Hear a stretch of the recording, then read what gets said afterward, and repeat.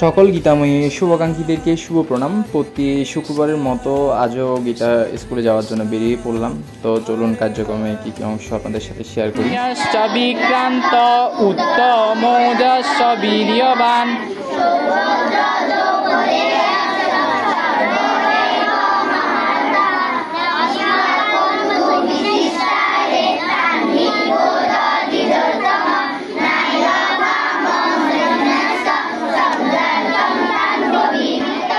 তদস্মাকম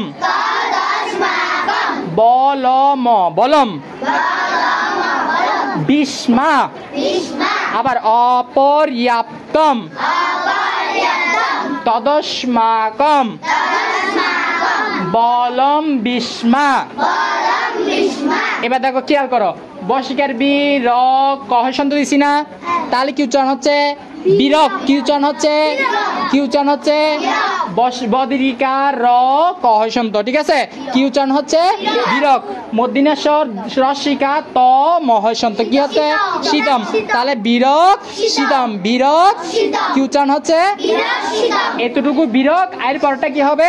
শীতম। তাহলে প্রথম লাইনটা আবার অপর্যাপ্তম তদস্মাকম বলম বিস্মা বিরক শীতম।